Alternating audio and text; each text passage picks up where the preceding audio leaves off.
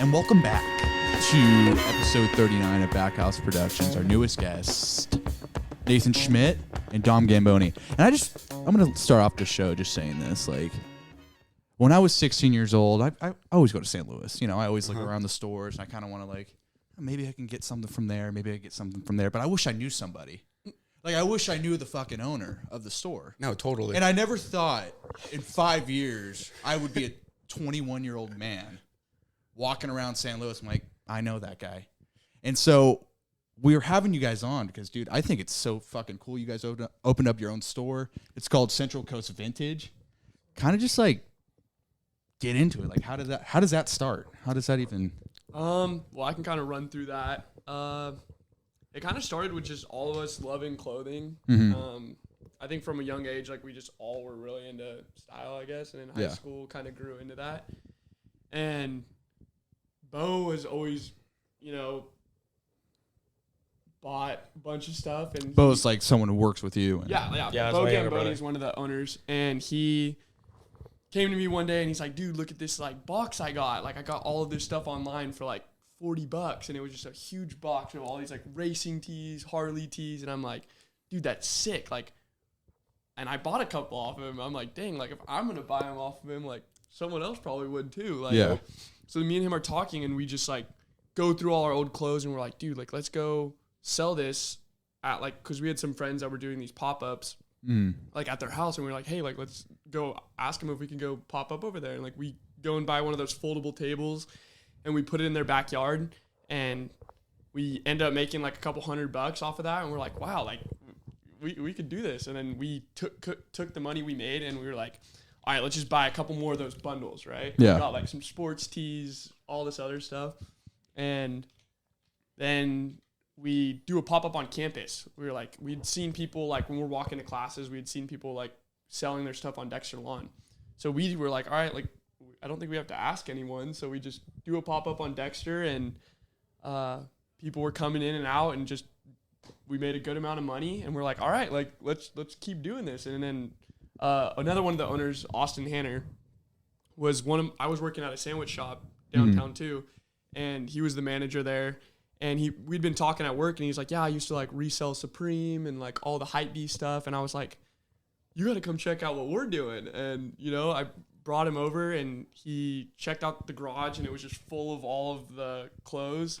And he's like, this is so sick. And we were like, all right, like, we would talk about how, like, what if we opened up a store? Like, what if we, you know, like, all the dreams, right? And it just kind of, like, fueled us into the hustle. And we started doing pop-ups in Bakersfield. And so we would literally drive over there once a month. And at first, like, I was like, Mom, Dad, could I do a pop-up at the house? And they're like, no. And I'm like, all right, like, now what are we gonna do? And I'm like, I'm gonna call my grandma. And I'm sitting with Austin and Bo right there, and I'm like, all right, Monty, do you think that I could do a pop-up in your front driveway? And she's like, yeah, do it. And then every single time we'd show up, she has like a little back house, and we'd show up, like, we'd leave here slow at like 11 p.m., get to Bakersfield at like 1 in the morning, load all the stuff upstairs, organize it, put it on hangers, and then, like, the first time we were just using all these, like, little plastic racks. Mm-hmm. They would fall over. Literally, people would be shopping. They'd fall over. I'm like, oh my gosh. We had a he was always there too, just, like, checking out. And we'd have a blanket on the front yard. And, like, literally, we couldn't even fit everything on the rack, so we would just lay it on the grass. And my grandma was like, after our first pop-up there, she's like, I'm going to get you guys these, like, industrial metal things, like, and it would hold it up, and it was perfect. Like, so for the next 3-4 months, that was, like, what we used at all of our pop-ups. So was your first pop-up, that was a big success? Like, your first pop-up, first time doing it, immediately, like, people were trying to buy it? 100%. It was just, it blew our mind, because we were just kind of rolling the dice doing it, and didn't really know what to expect, but it ended up being. So the vintage, so are you just selling nostalgia, just, like, kind of like old time stuff, like old NBA jersey? Like, I'm thinking, like, Supersonics jersey. That's what the first thing I think of vintage. Yeah. Well, really, it's just anything that, like, pretty much anything's vintage if it's not, like, brand new, you know? So, True.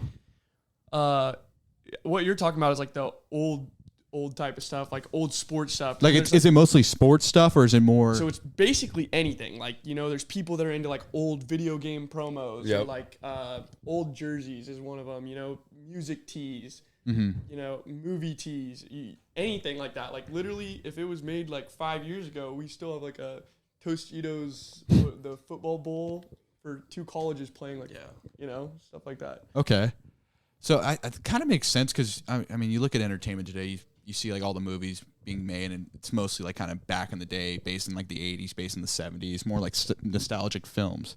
And so it kind of makes sense like with clothes too, where people kind of want to dress kind of back in the day-ish. Like there's really like that is kind of the culture in a way. It's like everything's kind of being duplicated from the past.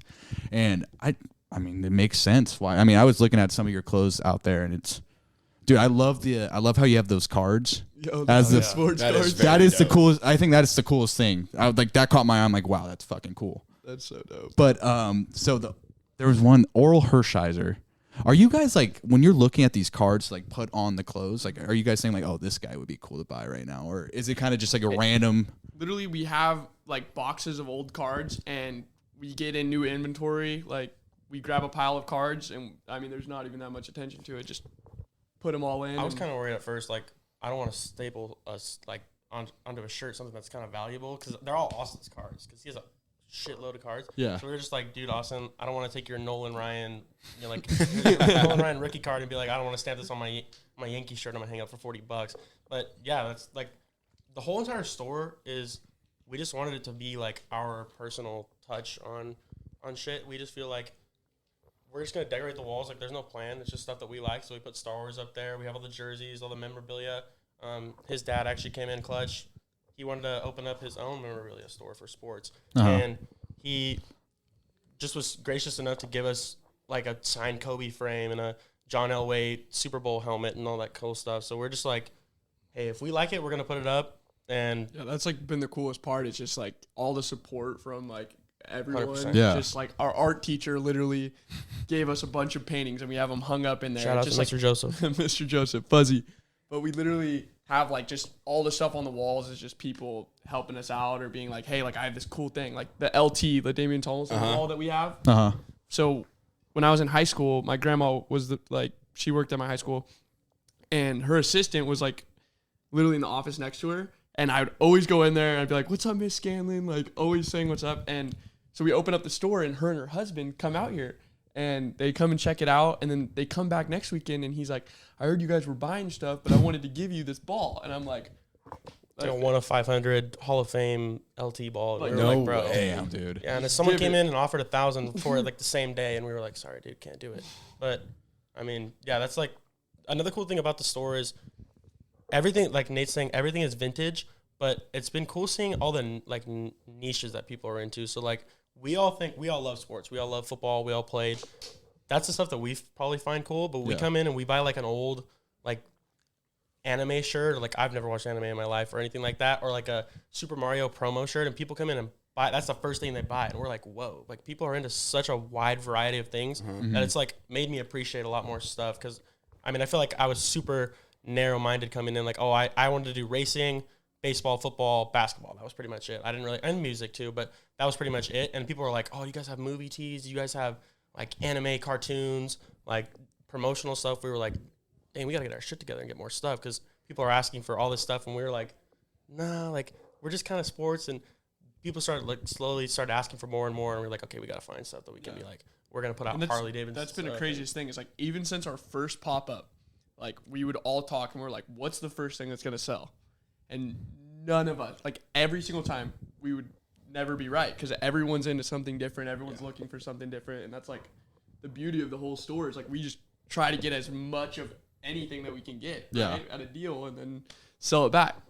Yeah, that's the thing too. We don't want to, like, a lot of these vintage stores you go into, especially if you go down to Fairfax and Melrose, like Round 2, the Supreme store, not necessarily Supreme, but those stores, they charge out the ass, and like you see a cool 90s NASCAR shirt with the printing all over it, and it's $300, and you're like, okay, well, the racing jacket's $300. Yeah, like, shirt's dope, but I'm not dropping $300 on this. So we're like, we don't want to tax, we don't want to be those guys. We want to have cool clothing that college students can afford at a decent price. So like where we make money still, but it's something that they're like, hey, I got this super cool shirt, and it wasn't too expensive. Like, go check out the store, because that's our target demographic is Quest and Cal Poly kids. Like, that's who we're really trying to get. I mean, you can tell by the way the store is decorated. We have the Tupac giving you the bird when you walk in. It's not necessarily for your mom and your grandma, you know. Yeah. But that's kind of just how we want to be. We don't want to be those guys who are like charging out the ass. You know what I mean? Yeah, I think it's cool too, because I don't think there's anything that like our generation can actually like identify as. So like seeing a store that's actually made for like millennials, Gen Z people, rather than just like my parents. Like I'm not just going to my parents' store. Like I actually like I know all these things in here. Yeah. I identify with these things, and so that's kind of cool. And it also makes me think about like people like you, like someone who like wants to start a business. Like they're not usually the people shouting for at politics, you know what I mean? Like it's usually not someone with like a big voice or saying like, this is bullshit, this is happening over here. Like you guys minded your own business, you guys did your own thing. You're like, hey, I'm gonna improve this, and I'm not gonna look at any outside force. Like I'm just gonna control what I can control, and you made this a reality, and I think that's fucking really cool. But what would you say was like the hardest thing to sell? Your first pop up, like when you were selling your own shit, what was like the hardest thing to sell or get like give away? Like you personally owned it, and like gosh, I will, dude. So like growing up in high school, shout out my best friends Brandon and Julius. They literally in high school, Brandon showed me Stussy. Like we were in Huntington Beach and we went to Jack's surf shop. Okay, and I saw Stussy in there, and I bought a shirt, and like I was like, oh my gosh, this is so sick. And I literally, when I came to college, there was a surf shop over in Pismo, and he was like really good friends with the creator of Stussy, bought like a bunch of these like vintage Stussy shirts, and I bought like 30 of them. Like, so I was wearing these Stussy shirts. I would only ever wear those shirts, and I had like all of them mix and match. And then first pop up, I put all of them on the racks, and I had them priced at like $40. I was like, I think $40 is fair.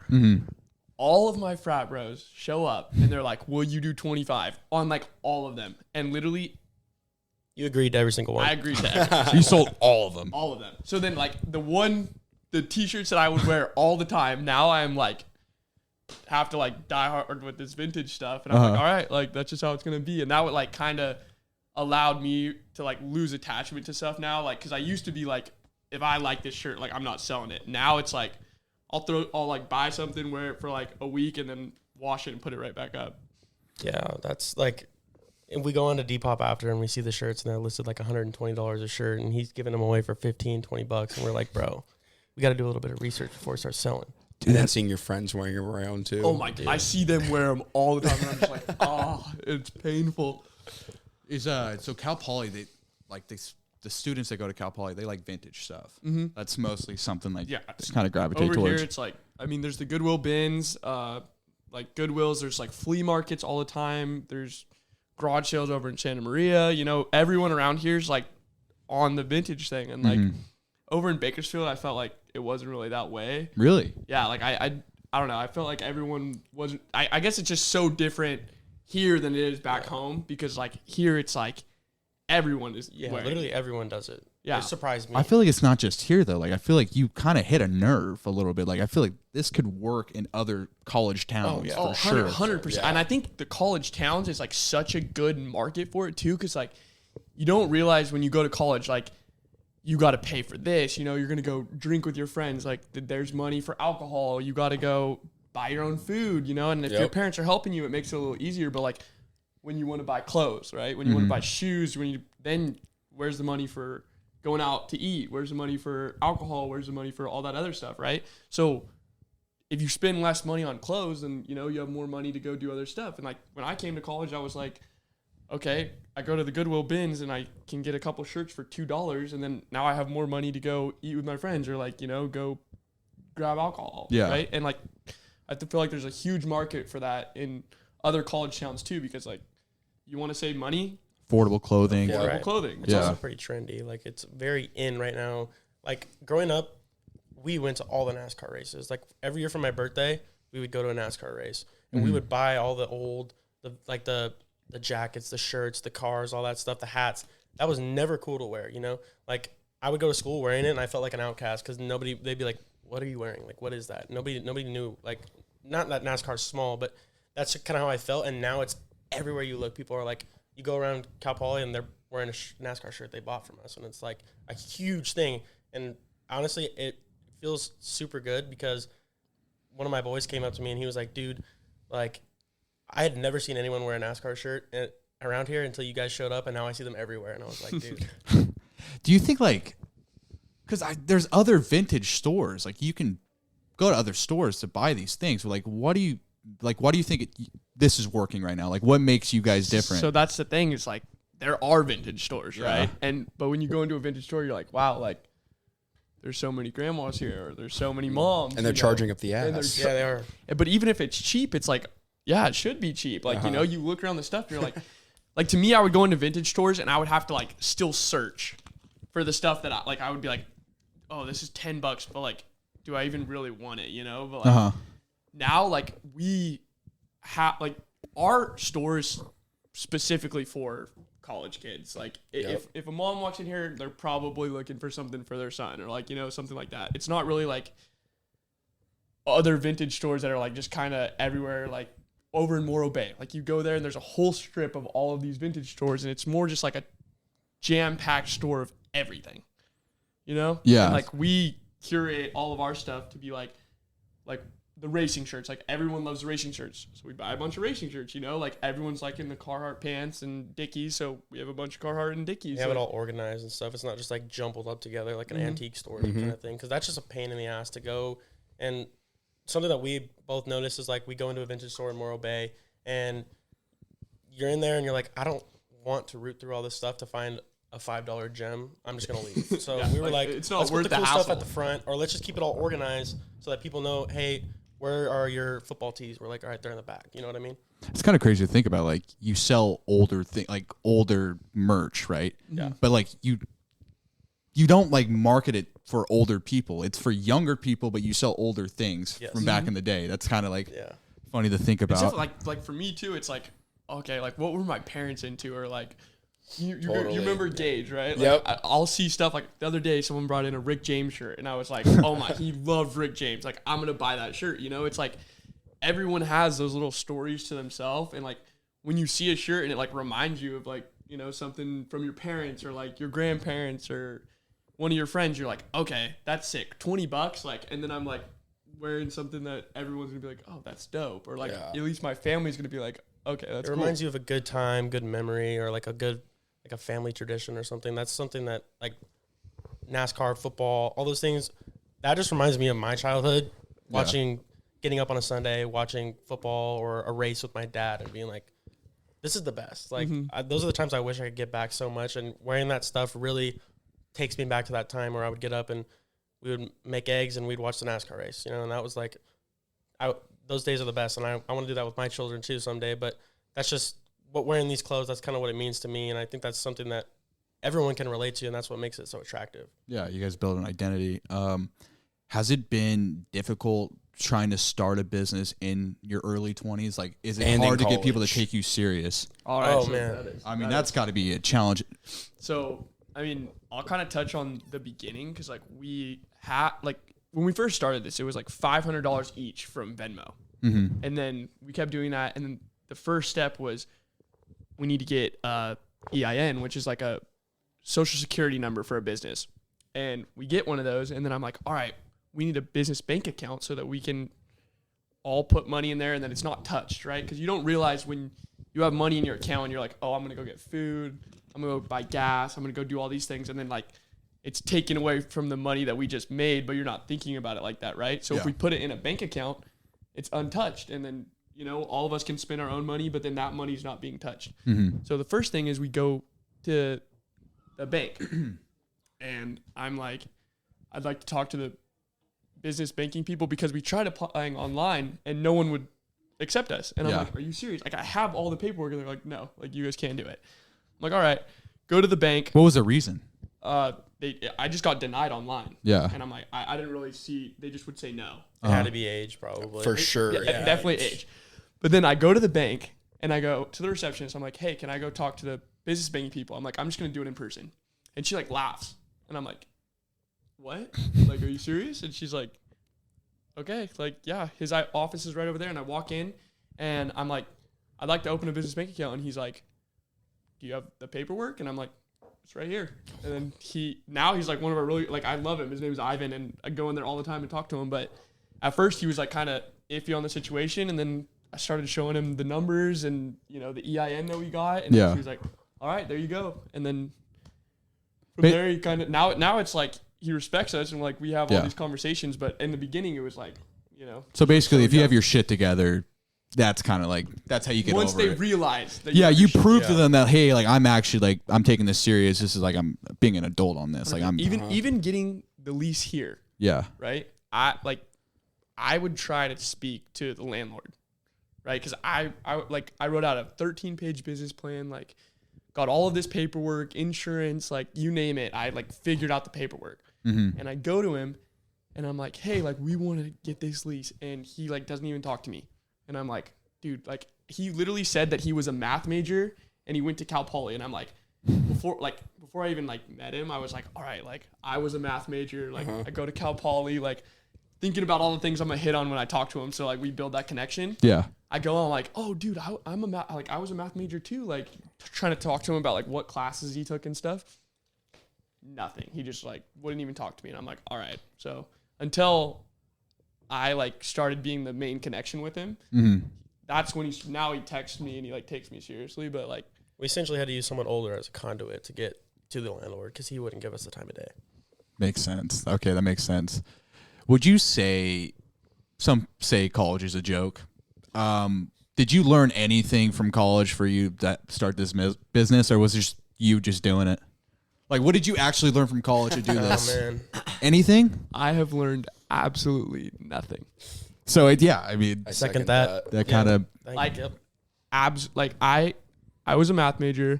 I went through all the calculuses, like linear algebra, linear analysis, proofs, you name it. Like I took it. Yeah.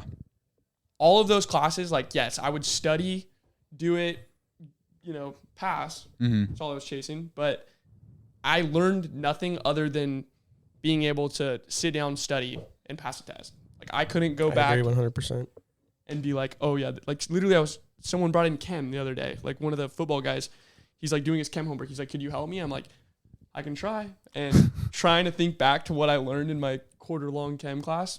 I mean, like I knew a little bit, but like it's not like I'm not doing any of that stuff now. It doesn't help you in any way. No. And it kind of brings me to like, I don't know, like you think of your childhood a little bit. You ask your parents like, hey, can you help me with this homework assignment? And they would look at it and I have no idea what I'm looking at right now. This is foreign. This is like hieroglyphs. Like I don't even know what I'm doing. And they're college graduates. They're college graduates. What's the whole point of you? They're business owners. Right. They're making money. Yeah. And yet they can't do a simple homework assignment that we're doing as, I don't know, freshmen in high school.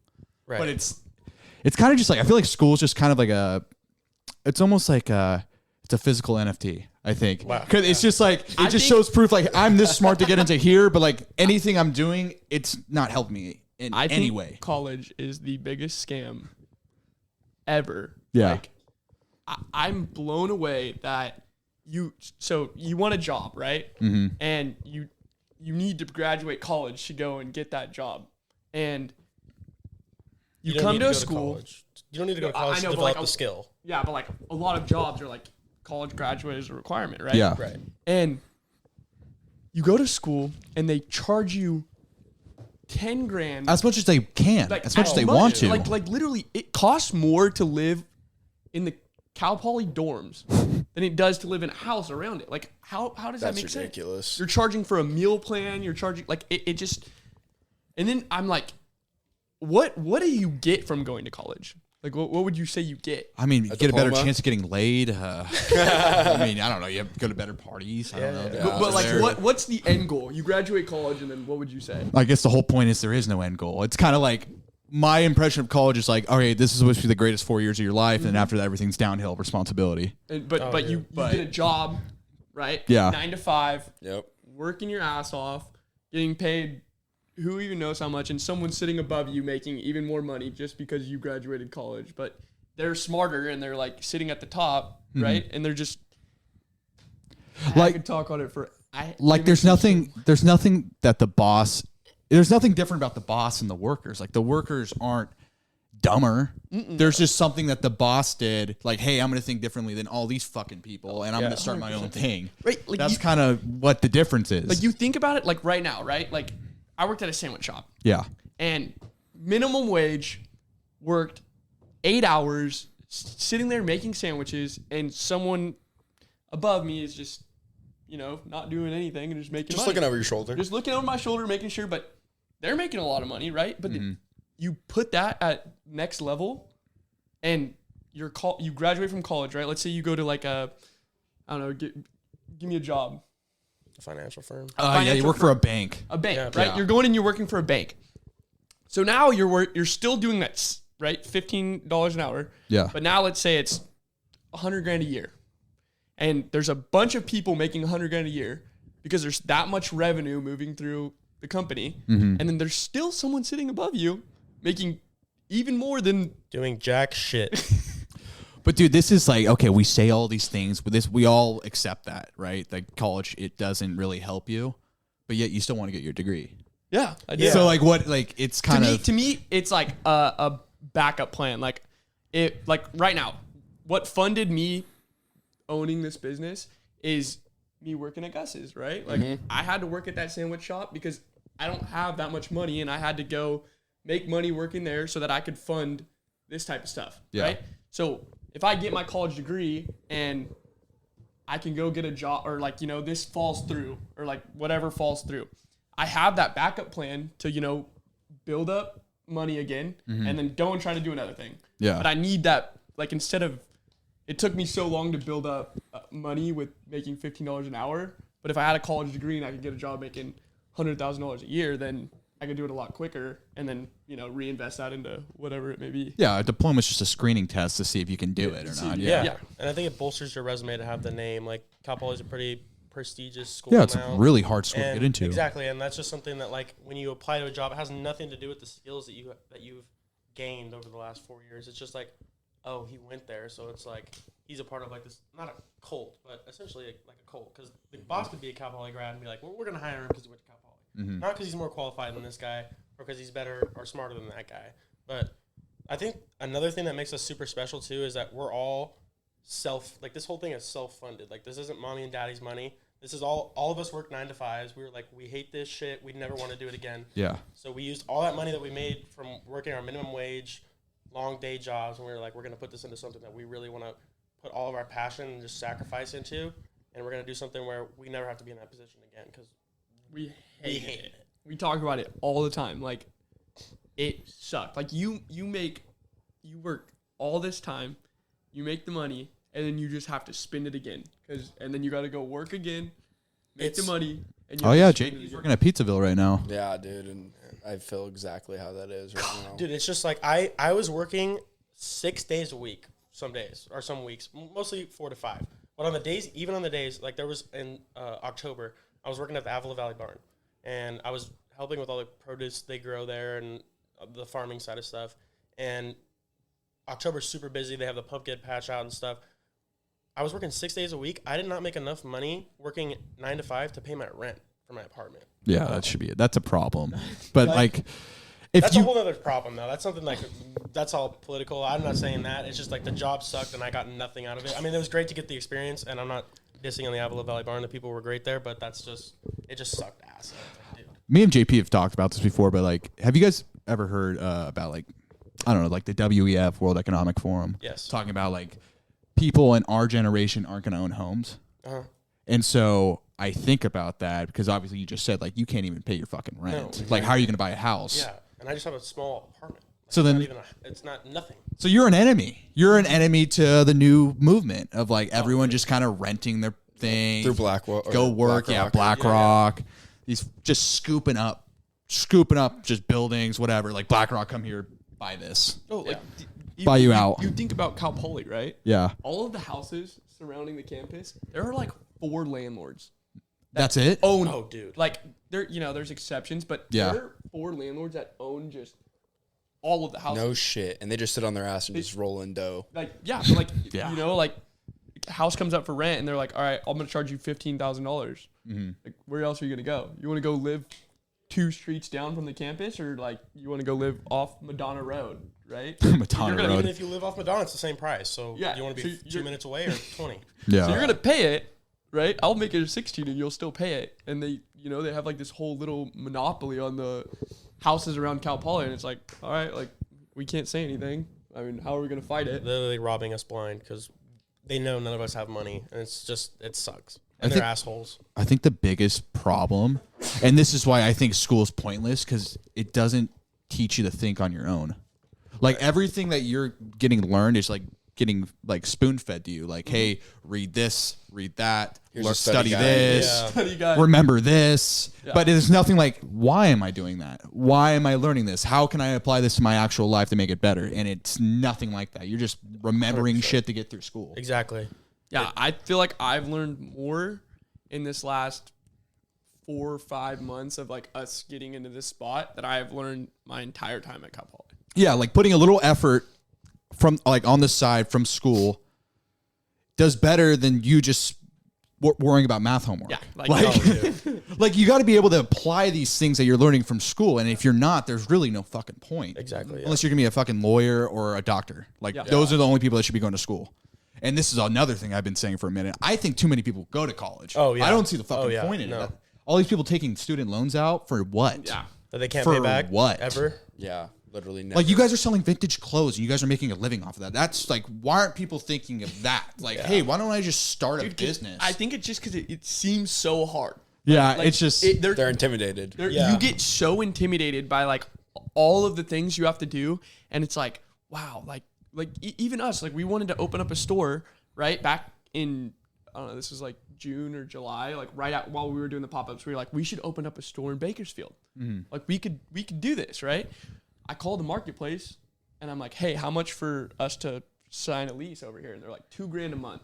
And we were like, there's no way. We can't do it, right? Yeah. And now we're paying even more out here, right? You know, a couple months later. And it's like, it seems so scary in the moment. Like, what if we don't have $2,000 and then there's another $2,000 and all of these costs? You have to get this licenses, this insurance, like all these things. But like, if you really lay it out and like, make a, step by step what you got to do, it's not that hard. And another thing is too, because this is like a prime opportunity to get in on it. Like you already bought a store, basically. You own the store. Like the boomers are dying. So think about this: the baby boomer, the biggest generation ever, is dying. So like that, the amount of wealth that the boomers own is going somewhere. So who's gonna fucking buy the stores? Who's gonna start kind of picking it back up when the boomers are gone? That's what's so scary. So like that, it's going to be their exchange of wealth that's happening right now. And so like our generation, like if we're on the ball fucking quick about it, like we can actually like get ahead of some people that don't even realize it. It's just not there. Like we're so intimidated by like responsibility, work, like money, like all of those things. Like there's the exceptions, but like I feel like I've always wanted to be an entrepreneur since I was a little kid. Like all of that stuff. And I was still so scared because I'm like, this is so much responsibility, like so much time, so much effort. And like,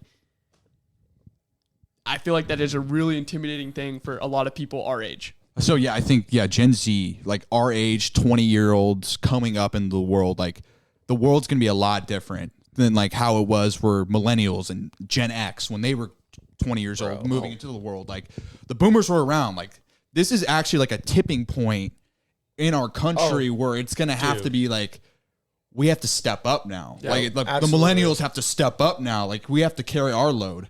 And so it's kind of like now we're moving into this like changing world, this changing landscape. Oh my gosh. And so to be like aware of that, that's what, like, don't worry about college. Like just think about something all you the can opportunities. do. Yeah. Like, and dude, think about it. Like all these big corporations are like buying out these small businesses. Like small businesses are bad. Oh yeah. If people just start thinking about ideas like, hey, how can I help my community? Like you thought about, okay, Cal Poly likes vintage stuff. I'm going to sell vintage stuff. And obviously the community responded to it. And now you have all these things. Or if people just think of that and like, how can I improve my community? You not only get workers, you lift them up. You help other people that can't find a fucking job, want to smoke weed all day. Like literally, you actually help these people. Like when it's actually like individualized and people are actually like trying to start a business instead of like relying on like a paycheck from McDonald's. Yeah, exactly. Like, but that's even like so that should be taught though. But touching on what you just said, like the like college kids, right? Like they don't want to go and work a 9 to 5. Yeah. So like literally we've had, I don't even know how many resumes through this door. Cause like all you would have to do is sit in here and just kick it. Kick Like, it with we're your just- friends. We play Madden back here all day. Yeah, dude, this setup is It's badass. so Dude, cool. like we literally 2 of us back here, 1 up out in the front. Everyone's doing I their feel like thing, I'm at my we're just- buddy's house right now. Like I don't feel like I'm at a store. It's fucking great. It's the best. Like it's responsibility, sure. Like we're making money doing Yeah, this, yeah. but we're literally hanging out with our friends all day. We bring, we'll bring booze back here occasionally. Mm-hmm. We have a Madden leaderboard tournament up here. We play Super Smash Bros. We watch TV back here. It's literally we leave the door open. We see if people come in. If they come in, we go out and we talk to them. Yeah. It's literally the best gig. And I think people are intimidated by opening a business because they think they have to have some grand idea. Like, oh, if I don't have an idea that really revolutionizes or changes my community, then I'm not going to do it. And this is not an original idea. Like we've touched on, there's a million vintage stores. We were just like, let's get kids cool clothing for an affordable price. You made your version of it. Exactly. And that's not anything innovative. It's not anything crazy. We were just like, let's do it. And it's worked out, which is great. And But somebody has to do it. Exactly. And why, Yep. why not us? Why Exactly. can't you Why do not? it? Why not you? Because somebody will eventually fucking do it. Yeah, yeah. It might be a Chinaman Yeah. if we don't fucking do it. Yeah. But it could possibly, I mean, it's either you don't do it or someone will fucking fill in that role. 100%. So, fuck, I was going to say something else. No, dude, this is, what are we doing here on time, Paul? 41 minutes in. 41 I minutes. just think it's crazy how you guys started this entire thing while doing school on top of it. I mean, you were a math major. Dom, what are you studying? ag biz, Same here. dude. But So even you- like you're an ag business I'm ag major. biz now. There you go. But even like all the business courses I've taken in my 3 years at school, I haven't retained anything of that. I'm right there with like, you, bro. Sure, it's great to like learn some business vocab or something. Like I don't even know what I would apply that to, but doing stuff, which is why I think a lot of jobs require experience. Like sure, they'd be like, I think slowly it's turning that yes, they want a college grad, but they're like I know people who have just graduated and cannot get a job because they have no experience. And it's like, well, which one do you value more? Yep. Because the people with 10 years experience who don't have a degree aren't getting jobs, but the kids who are fresh out of college who have the degree but have no experience because they've been studying also can't get jobs. So it's like, dude, why even go to school? Like what's the point? Yeah, and then There's- you can get 4 years head start on people. There's Exactly. one part about college that I think makes it worth it, and like, it's the network. Oh, you yeah. know, Oh, You get to yeah, meet meeting people, yeah. everyone. you meet so many people. Like, if you go to college, join Greek life, join clubs, join anything you can do where you meet the most amount of people, because this store would not be possible if we didn't join a frat, if we weren't living with the people we were, if we didn't meet as many people as we did, because how would anyone know about it, you know? Yeah. Like, we were able to spread the word through the networks that we have at this store. Like, even me going to my classes, one of my professors was a payment processing guy. Like, on the side, he was a salesman for this payment processing company. And I'm like, I'm opening up my own store. And he's like, let me prospect you. And I'm like, let's go. Like, and he walked me through the whole process. And then now he literally helped us he got it for free. Like, put the system in the store. Wow. That is so But badass. like, you wouldn't, if you don't, expand your network and you don't, reach out to as many people as you can, you don't have opportunities like that.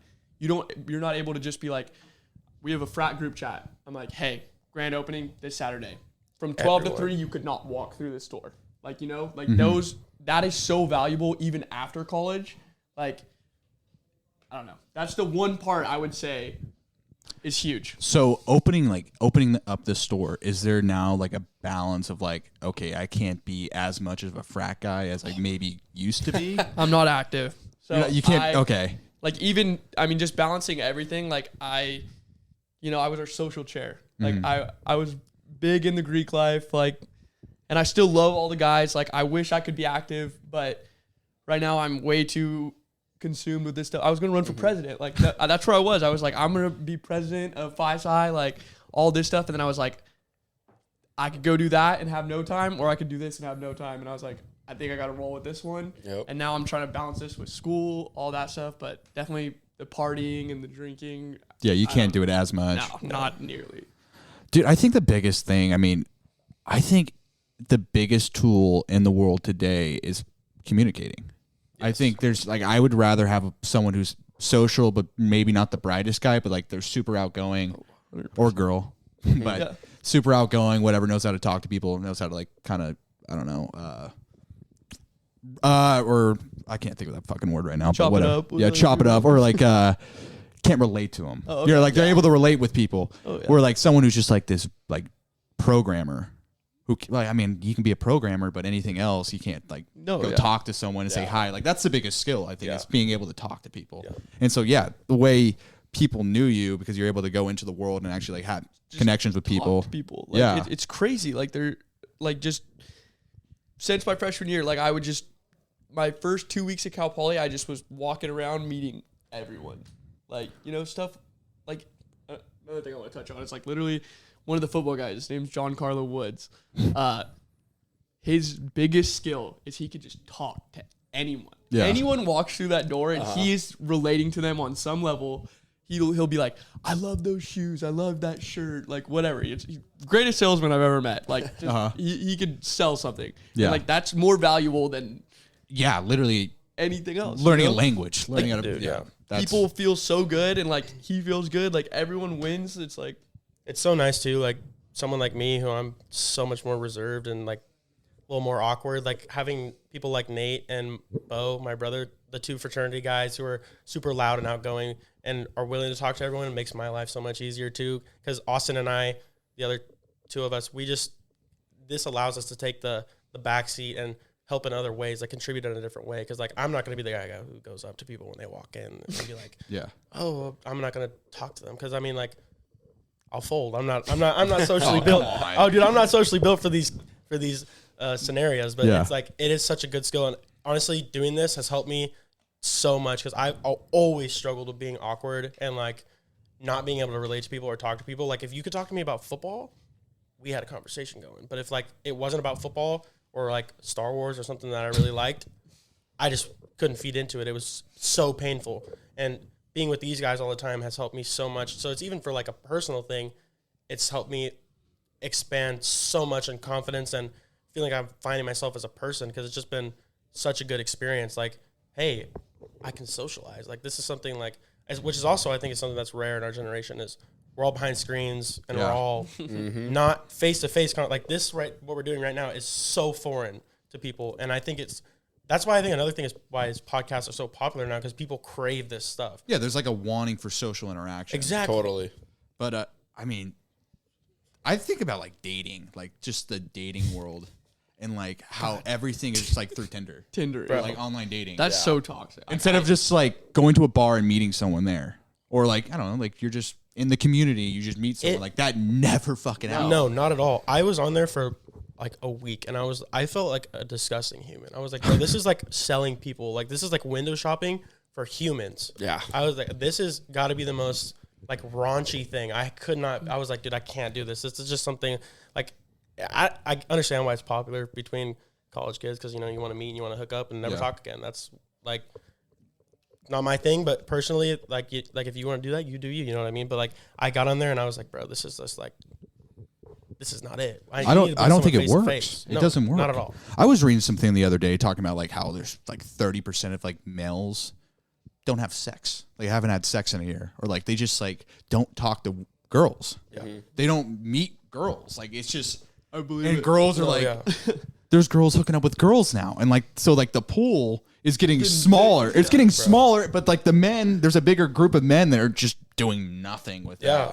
And they don't know how to like talk. Yeah, no, dude. And now it's the biggest thing. The population's dying off and people are worried about us not having enough kids. And it's like, adds a whole nother list of worries to stuff just because people can't go and talk face to face. Like literally, if people could just set aside everything and just accept that it's going to be awkward a little bit, like it's a shitty feeling, but if you can talk and just get through that little hump, after 5 minutes you're good and you'll form a connection with someone, and it's the best thing. Like all the alumni that come through here that support us and all the different people who have just come through and like just showed support for us or given us things, like people we don't even know. Like a lady came in last night and she was like, oh, I have this 1997 like LA Kings thing signed by Wayne Gretzky, and the rest of the team, I'll give it to you. And we were like, bro, what? That's probably worth like a couple $1,000. Like he's the hockey goat. She was like, yeah, but I went to Cal Poly and I just feel like it's so encouraging seeing young kids out here doing this. I just want to support you. And I was like, wow, like I talked to this lady for a couple minutes and now I feel like I know her. Like, and that's such a great feeling. Like getting to know people and like networking. And that was something that I was always afraid of. But now I just realized like that's essentially the most important thing in life is like make friends or Like even stuff like this, like literally, like this is my favorite thing now. Like just shooting the shit. sitting down, Yes, shooting dude. shit. Oh, Like, yeah. nothing beats just sitting and talking because you don't get this like environment anywhere else. You know what's cool too about like just starting your own thing is that you think you're gonna be on your own when you start, but like if people see you trying to do something, like most of the time, like they're gonna try and help. Yeah. They want to be a Yep. part of it some way. Like, hey, I'll help out with this. Like, I want to see this grow. Yeah. I think this would be really cool. And you don't really think about that when you're starting something because you're thinking, oh, fuck, it's just me against everyone. But then everyone sees this happening. You're like, either you're a hater or you're just like, hey, I want to help. I think this is really fucking exactly. cool. And So I think it's like super cool what you guys are doing. That you guys, because obviously podcasts are pretty big right now, but everyone's like, oh, it's a great idea to start one. But nobody wants to sit down and talk, and nobody wants to put in the work and actually do it. And you guys are doing it. And We talked about it first, like because we literally sit in here and have debates about sports all damn day, and we're like, dude, we could argue nonstop. we could make something out of it. I mean, I don't know how entertaining it would be, but we could be do fun. something with it. But you got a take for football? You got one football take? Oh, man. go ahead. Lay it down. Go ahead. Lay it down. What's on your mind who's right to now? go to football? Currently? Yeah. Okay, All time. because I think it's going to be Mahomes in 5 years. But right now, I agree with think you. I But agree right, with right now, that. Tom Yeah. Brady. Tom Brady. Okay. It's- Who's two? It's Joe Montana. Yeah, you got to go Joe and then probably Peyton Manning. But right it's after. not. But it's See, so this is I an think it's argument we Peyton have, Manning, Joe Montana. But That's just because you're a Broncos fan. that's No. so true. He's saying like, okay, we have this with the quarterbacks and the running backs is like, who's the greatest at the position and who's the actual greatest player? Because like, I remember playing for David Carr in high school.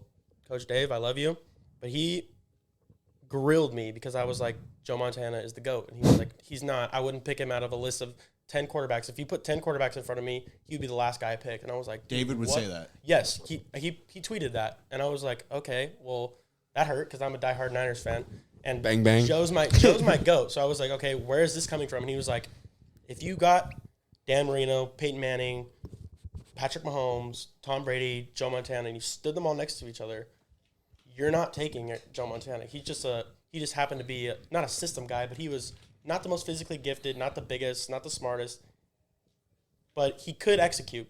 But as a prospect, as a pure football player, he was like, I'm taking Dan Marino or Patrick Mahomes. See, that's, I mean, okay, Patrick Mahomes, yeah, but Dan Marino, fuck, dude, I don't know. Like, quarterback, there's certain intangibles when it comes to the position of quarterback where, like, just looking at someone doesn't tell you the full story. Like, Yeah. I it's think the you way, are the epitome of that, dude. like, it's the way you conduct yourself, dude. Yes, It's the yes. way you, I don't know, it's the way you approach things. It's the way how you treat people. It's how you talk to people, how you handle situations. Yeah. And, like, you can find a dude who can just sling, like, just throw 80 yards, just fucking on a dime. They're everywhere. Ballers. Yeah. But, like, the second any adversity hits them in the face, they're going to collapse. They're going to look at blaming other people. Exactly. And it just doesn't work out. So you need to, it's kind of like a Jimmy G effect.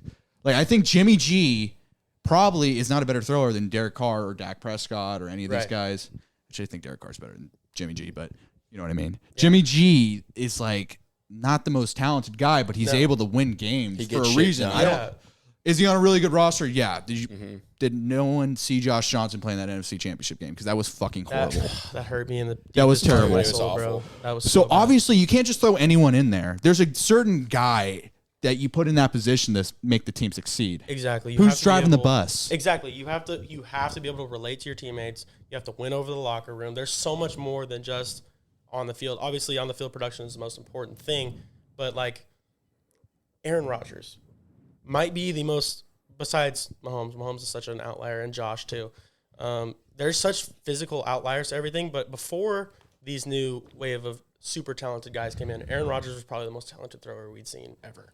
And I still think he is. I agree. The throws he makes are insane. He's my favorite quarterback to watch, besides Josh. And he is the epitome of on-field production, but he is you always hear it talked about. He never has a locker room, always bickering with coaches or players, and Green Bay never gets it done. Yep. And I feel like that has to be the root cause of it because half of people are against him and half the people are with him, And the only reason they're with him is because he's great. If he wasn't great, he would have been out of the league 10 years ago. Well, yeah. But I mean, like, it's just like, even if he was average, like if he was Jimmy G's level and he acted the way he did, he probably wouldn't be.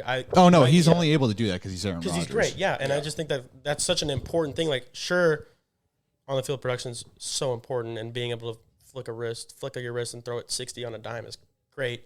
But can you relate to those guys? Can you be a coach on the field? Can you become a transcendent character? Winning the locker room. I think Exactly. you got to win the locker room. If the guys want to play for you, that's you did your job. Yeah. Because then you're going to fuck up, but the guys are still going to have your back. Yeah. Like, Taylor they're still, Heineke, want to bro. win for you, yeah. Taylor Heineke is that. Like, he might be the most average quarterback to ever play. Mm-hmm. I mean, he's like our size. I mean, I'm the most average American guy there is. I'm white, 5'10", 180 pounds. He's maybe 20 pounds heavier than me, probably the same, maybe a little taller. That dude goes in there, and his teammates love him to death. Like, you have Carson Wentz, the phenom MVP candidate, 6'5", 240, like, has a cannon, and he goes in there, and they freaking cut him. They kept Taylor Heineke, though, because he left. The guys in the locker room love him. Yeah. And I think it's just such an important thing, like, that gets so overlooked. And I also don't think people understand how much a quarterback has on his plate. Like, I think that's something that both you and I can appreciate. Like, it's just, there's so much more to, even when you just get a play in, like, you call this whole long play, and then you have 5 guys who are like, wait, what? And you're like, bro, I have 30 other things to worry about before we break this huddle. The last thing I want to do is have to tell you what you have to do right now. I have to diagnose the front, the coverage. I have to help everyone else out. I have to call ID the mic. I have to do all these things. And some guys are just like not built for that. Like Zach Wilson, I don't think he's built for that leadership role. And that's why he might be a physically gifted, talented young man, but he just isn't. He's not there leadership-wise to be able to lead men. And that's just something that we're super grateful for, that I know is something I learned at BCHS is learn how to be a leader of men. Don't, whether you're a good football player or not, like, put that to the side. If you can lead other men to do something, and this transcends football, this goes into our business, if you can be a leader of men, you're going to be successful. Yeah. And that's the main thing that was instilled in us through Coach Darren and all those guys. And that's something I'm most grateful for. And that's what I think football is really about. Like, sure, it's a great game, and it's the best game in the world, in my opinion. And playing is the best thing I had ever done. But the lessons I learned through that game, I think, are more valuable than a college degree, more valuable than anything I've ever learned, because it taught me how to be a man and how to lead others, how to handle adversity, like, when I got benched my junior year, that was like the worst thing in the world. I was humiliated. I was like, I threw 4 interceptions on national TV on ESPN against Oaks Christian. Yeah, but dude, that was like, okay, we were outmatched. Dude. Yeah, no, I mean, playing against a bunch of first round picks didn't help. But like, before, I had thought like I was Billy Badass. I was like, dude, I'm next up. Even though I don't know what my thought process was, but that was like, I thought I was the that next guy. Wingle. I thought I was Derek Carr V2. But we go, and I realized that there's just this entire gap between me and then like a guy like Kayvon Thibodeau. And I was like, I mean, I hate the guy's guts, but he was a great football player, and he ripped that ball out of my. I was squeezing the ball with all of my force. I saw him coming, and he still ripped the ball out of my hands with probably 3 fingers, and I was like, whoa. I can't believe you played that guy. Bro. I saw that guy in person when Fresno played Oregon, and like, I'm 10 feet away from this guy, and I was like, the guy's a fucking giant. Like, he's 6'7". In the third quarter, He looks like he's a freak of nature. no, he is, and in the second quarter, because he left to take a visit to Bama in the third quarter. Yeah, he just left. He just did, and in the So second That is quarter, the bro, biggest fuck you that you could Dude, do to someone. It's just leave, like, oh, this game's handled. I'm going to go to my Bro. Bama visit. Dude, exactly. So he leaves. He's not even there. But the second quarter, bro, he got me. And literally, it was just a quick. I was supposed to throw a slant. We had double slants, and I was like, all right, the outside backer had flowed to the outside the whole game. So I was like, I'm going to take one step and throw this slant to Ben. And before I caught the ball take a step, and my arm's like 3/4 of the ball's not even left my hand yet. He hit me under my chin strap so hard, bro. I'd never been hit like that. Think about how low he had to get. He was 6'5". Bro. Dude, holy He hits shit. me, my chin strap like slides up my face, breaks my nose, squishes my nose, and like the rest of my helmet just bangs up against my head, and I hit the ground and just saw the flash of white, and I was like, dude, this is the only time I've ever been like, I don't want to play the rest of this game, man. This shit sucks. But that time, dude, that really taught me like life's not always going to go your way. I thought I was going to ball out on national TV and I was going to get offered, and the complete polar opposite thing happened, and I got benched, which was totally deserved. But dealing with that situation and having to move on, like I had to understand life's going to move on. Other people don't give a shit that you're not the starting quarterback at Bakersfield Christian. Nobody cares about that. You might care about that because that was my entire world, and that was what I was putting a lot of time into. But I had to learn how to put that shit aside and be a man and be like, okay, I have other things I have to worry about. I have school I have to take care of. I'm applying to colleges. I'm trying to get in, do something with my life in case football didn't work out. And those lessons are the most important things I've ever learned. And that's what I think makes football so valuable. And that's why I'm so grateful that that's how we all met. And that I'm so grateful for all the experiences and all the people that I've met. Like, it's just such a great, great experience. And it makes me sad that like people want to get rid of it and they're afraid of the head injuries and stuff. But I think that same game. You got bad. You got it bad. Dude, that did not help. I saw you had like a DeMar Hamlin almost. Bro. Yeah, second play. He It was my laying- first time playing both. Bro, he was starting laying- both ways. Like he's laying on the field literally like this. no, yeah. I would Go to hit Zach Charbonnet. What was it a spine issue, right? Yeah, so I go to hit Zach Charbonnet and I go down and see black, like holy big human. Zach Charbonnet at UCLA right now, Yeah, stud. Stud. like 240 jacked. He was built like a semi. I go down and then I like can't feel my arms. I'm like I'm moving them, but I'm like I can't feel my arms. Like something is wrong. And Yeah. I get off. I get off the field. I get helped off. This was after a couple minutes of laying on the ground. Yeah. He laid there lifeless for a little It bit. was a little bit. Take off my pads and everything, and go to the sideline. And the Oaks Christian medical staff was over there, and I'm like, Mom, I want to go home. Like it hurt. Like something's wrong, but like I don't want to go in an ambulance right now. Mm-hmm. And she's like, Yeah, I'll take you home. I'll take you home. And then the Oaks Christian staff was like, You need to go in an ambulance. And I'm like, no, like I don't want to. And then my mom was like, you need to go. And I was like, all right. So they put me in this like thing, like second play of the game. Like we just started. we hadn't It's had the on ball ESPN. yet. Like The adrenaline hasn't even left the body so of the game. now I'm in an ambulance, like getting my shit choked. And we get back to the hospital. They do all the scans, MRIs, whatever. And they come to me and they're like, yeah, you have a stinger. And I'm like, dude, are you? So I left. I'm like the biggest We all game came that to I've visit ever him. played in. We all came to visit you. No, and yeah, he but- told us all I'm be back for homecoming. Like I'm gonna be I got a back for stinger. homecoming. Like I just starting both ways. Like I was stoked. Yeah, this is dude. the first game, yeah. and they all come to visit me, and they're all in the room, and the doctor comes in. He's like, "You guys need to leave," and I'm like, "Why are you kicking out my friends? Like this makes no sense." Like, and sitting in there, and he's like, "Yeah, so we looked at your thoracic, or not your thoracic, your like." Some part vertebrae of in your neck, and they looked at my spinal cord, and they were like, we just looked back at your thoracic vertebrae, and you have compression fractures in your T2, T3, and T4. And they're like, you're going to be in a brace for the next couple months. And I'm like, what? Like, I was just walking around the hospital room, like, what? Like, this makes no sense. Like, Yeah. I was blown away. And then literally they fit me for this brace and couldn't take it off, only to shower. Like for months. That was the only thing. Like I couldn't go to my classes. I was on medical leave for a couple weeks. Like it was a crazy experience. But even the next day, right? I'm at my grandma's and I'm like, this is what breaking your back feels like. Like I'm fine. Like I'm like moving. Like my arms would feel weird or my legs would feel weird every once in a while. Uh-huh. But like some of my friends come to visit me and I'm like talking with them and then they all leave like a couple hours later. And I sit down on the couch and I go to move and I can't move. And I'm like, Mom, like I can't move. Like I can't move. Like I don't know. Like literally, because I had just been acting like nothing was wrong. Yep. Yeah. Which you shouldn't be doing. And I'm like, Mom, like I start. Like crying. it just hit you all at once. Like now, Like I laid down. I finally had like relaxed after hanging out with everyone all day. I was watching the Broncos game, like Uh-huh. And I laid down. And I'm like, Mom, I can't move.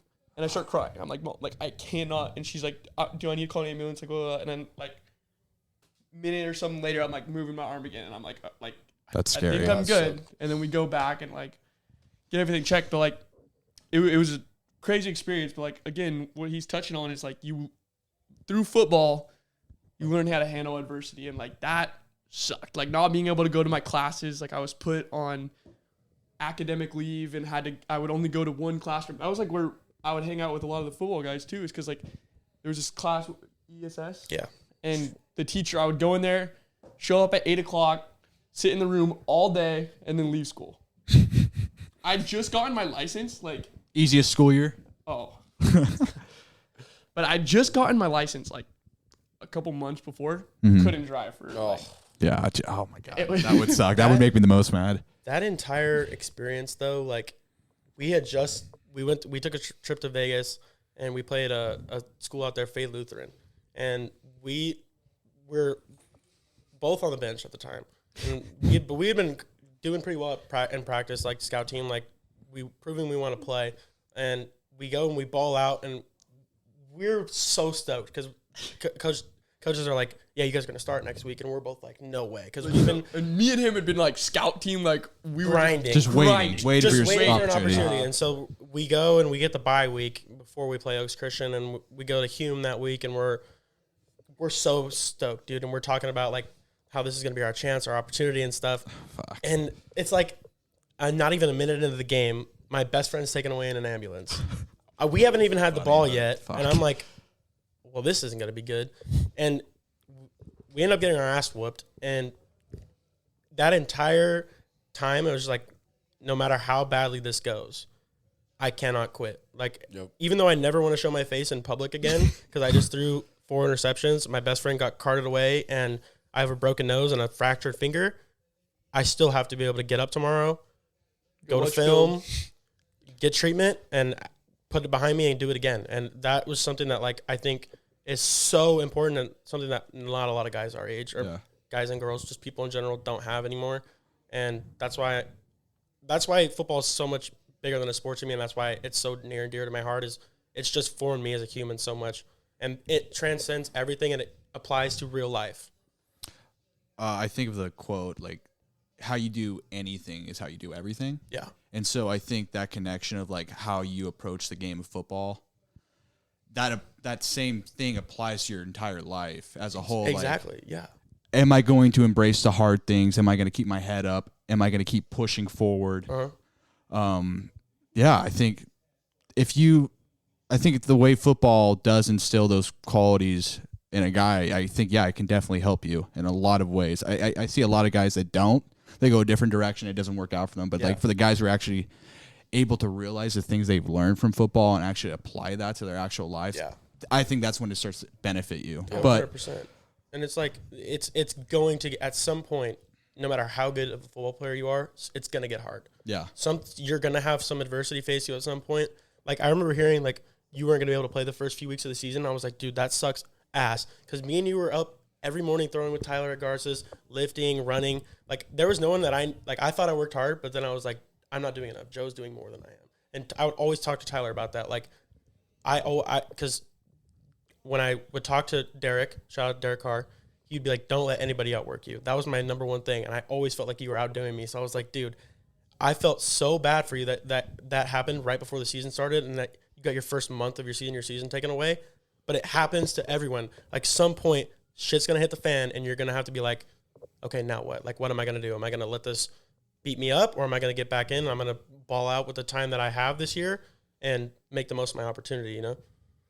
Yeah, I think how you view the world, it's definitely how you view, like, the way you view a situation could be completely different from how someone else views that situation. Right. Because it's like the eyes of the beholder. How you yeah. view a situation, it could either enlighten you or it could bring you down. Yeah. So, because, I mean, when I got hurt, I mean, at the end of the day, no one gives a fuck, right? It's Garces. No one really cares. But, like, you still have to live life, or you just die. Yeah, you gotta right. go to That's school, kind of how you look at it. If you don't move, you're gonna die. Yeah. So you have to keep going. You have to keep pushing forward for Right. things. And I think football definitely, you learn a lot of qualities like that. Like, life's tough. You got to keep going. I can only imagine, too, being in the trenches, dude. Like, that's so much more physically demanding than anything any of us ever did. Yeah, It's and like, and that's why I'm done playing football. Like my body is just beat the fuck up. exactly. It's like we're 21, and I get up in the morning and I feel like I'm 60. My back hurts, my face hurts still, like everything hurts. My knees crack, my ankles pop. I'm like, dude, But was it worth it? oh, 100%. I do it all over Yeah, again. it was Exactly. fun. Same It's here. fun. Yeah. That's the thing. I feel like people like hear you be like, oh, like I feel like I'm 60, but once you really look back at it, you're like, I would do it all again, you know? So much fun. It's with like the the boys. it's like the same thing though with like starting a business. Like it's tough. You have to get through it, but then like after you look after the fact, you're like, wow, like that was a cool experience. Yes. I was able to like endure something and like achieve it. Like actually like see it all the way through. Yeah. And like I didn't quit at all. Yeah, and Which it's is- also nice that like it inspires people. I think because like I have a little cousin. His name is Graham, and he is just like how I was. He's 8, and he's obsessed with football, and he wears my number. He does everything. He always like his mom, my aunt will send me pictures of him before every game. Like, he's just obsessed with it, like how I used to be, and like. Seeing that, like, I inspired him some way because he would come and watch, like, he watched us play senior year, and he was, like, so enamored with like, what we were doing that it shaped something in his young life, made me feel so great. And it's like, I want to do that with this business. Like, other people see us do this, and it inspires them to take action to do something. Like, they have an idea. Well, shit, Dominate did it. Like, let's Like, go. I want people to come talk to us. Like, dude, like we have done all of this stuff. Like, you have an idea, like come talk to us. We will literally show you what you need to do, what paperwork you need, where you got to be, you know, and we're doing that right now. There's, you know, the onside kicks up there in TVR, like they're way behind where we were, but like we were there. Yeah. Yeah. We'll show you what you need to do and like what are the next steps. Like we don't want anything. We're just trying to like help you guys out because we know it's hard. Like, and we've gotten to this point, so like let's get other people to this point, you know? And then like you said, you go and right there's a store and you know the owner. Like I want to be walking down a street and be like, oh, there's my boy, there's my boy. No, I think it's dope. You know, it's like cool. it's so sick. There's something that Joe Rogan says. I mean, the biggest podcast in the world, one of the few that I listen to that really got me into it. He says most people have a famine mentality. I have a feast mentality. I want everyone to succeed.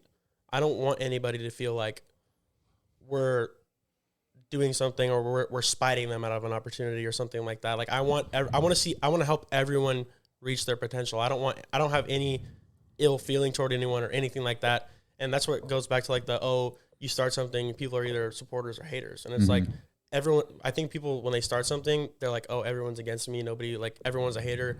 They're jealous that I'm starting this, but it's really not that way at all. And that's like something that we just want to spread through what we're doing is like, if you're a college kid and you are a business student or even if you aren't, like whatever you have an idea, bro, come through. Like we will help you. Like we just want to be in a dog eat dog world. We just want to be someone who like is a guiding, not a guiding force, but someone who is just supportive, someone who's not going to be like, oh, they're making more money than us, I'm not going to help them. Like, you know what I mean? I think it's just too much like that nowadays. You should definitely think as you guys grow too and get bigger, like people are going to hate. Oh, And yeah. like, I mean, I'm sure you should like, we have experienced our fair you should share like of just all- laugh though, because you actually have shit to no, prove. like Hey, please, we've like done you, this. you guys, like you know, we've dealt with whatever, but like, what are you doing, right? Yeah. Like, other than you two, there's like very few other people that I know that are like Actively hustling for pursuing. themselves. You know, like doing their own thing. You're not just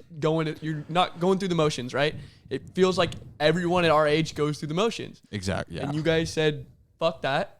We said fuck that. Like, how many other people can you say that are saying fuck that? Not a lot of people. Not a lot, Not right? a lot of people. And if the people that do start, they quit immediately. Exactly. They Yeah. don't see It gets through. hard, and they're like, all right, back Damn. to the motions. Yep, You know, things get tough. And But like it's you guys fuck see it. hate, you guys should just be like smiling because you know you're doing the right thing. Yeah. You're doing something that people don't think they can do themselves. That's why they hate. And Yeah. one of the coolest things that happened, right? This like old guy walks in and he's with his daughter. His daughter loves the store. She's been in here like 5 or 6 times. Like, and we Okay. always say what's up to her, but he walks in and he's all like, this is cool, like, you know, talking to us about sports, all this stuff. And then he's like, so you guys work here? And I'm like, no, we own the store. And he's like, what, really? And I'm like, yeah, it's, you know, completely owned and operated by college students. And he's like, that's crazy, you know, like, back in the day, me and 4 of my business partners, we opened up our own bar. And the bars that he opened are the biggest bars in San Luis Obispo. So, really? Which one is it? It's not... Bowls Tavern, Frog and Peach. Like, they own a bunch of them. And he's like, and I was like, I hear that and I'm like, well, how does this end? We're in the depths of it right now. Like, what and he's like, dude, it sucked. Like, I'm working 7 days a week. My kid's born and I'm working 6 to get 1 day off. And he's like, I had to grind, working all the time. But he says, now I don't work. Yeah. He's like a 50-year-old dude and he doesn't work. And he was like, I was bartending, I was doing this, and now I'm where I'm at. And I'm like, that is sick. Like, I envy that. Like, they all come and they offer us their advice, and like they've been super supportive. Like, we've had multiple people who are like influential at Cal Poly with the business department who have come and been like, if you ever need anything, shoot me a call or a text and I'll help you guys out. And that's just like means the world to us, because like there's nothing more valuable than experience, and having educated people who have been through what we're going through right now helps so much, and we want to be that for other people. Like what he's saying is like, where we're at, we need people like that. Yeah. Like, the people that have been at our point and gotten through it and gotten to the next step. The people below, like, they haven't started are at the beginning steps. Like, we are those people for you. Yeah. Like, you come talk to us, and I will show you exactly what you need to do, because there's nothing I love more than when someone, that's made it or doing their thing helps us. Like that, like when that guy walked in here and was talking about Frog and Peach, all the stuff he went through, numbers, like we talked for like an hour, but I loved it because it's like, that is so helpful to me, because I'm like, God, there's light at the end of the tunnel, like we're not just going through this shit right now and it's just going to keep being shit. Like, this is stressful and everything, but there's something to look forward to. And I want other people that have ideas, you're starting something, any of that, I want to be that person for you, like help you figure that stuff out. Okay, this leads me to my last question then. As the redistribution of wealth is changing rapidly in this country and probably will be all the way done in the next 10 years, how would you tell someone like our age, I want to start this. I have an idea. I want to start a business. How do I go about it? Or do it. Just do it? Like anything that like prevent, like, so. Stop thinking like that. Like just go. One of the best books I ever read was Rich Dad Poor Dad. Okay, right? yeah. And there's proactive people and there's reactive people. Everyone is reactive. A situation happens and you react to it. Mm-hmm. Be proactive. Prepare for situations. Hustle. Do your stuff. Like, stop thinking about all the negatives. Stop thinking about what can hold you back, what can stop you, how you don't have money, how you don't have this. Like, you keep thinking like that, you're not going to do Stop anything. overanalyzing things. Go. Do it. Like, you could sit there and complain and think about all the reasons why you can't, or you can get up and do it. Like, no one is stopping you. The only person stopping you is you. Like, if you're going to talk to, you have a business idea, right? And you're going to talk to your family, everyone, they're all going to tell you, no, like, that's a dumb idea. But you're the one that asked for those opinions, and you know yourself, like, if I'm going to do it, I'm going to do it. So, like, why getting those opinions, like, it's really hard hearing everyone be like, that's stupid. That's stupid. It's not going to work. Is that what happened with you guys in the beginning? Told you this is the dumbest thing ever. This is so dumb. Like, you're not going to make money. What is this shirt? No one's buying that. Like, we heard it all. Yeah. All.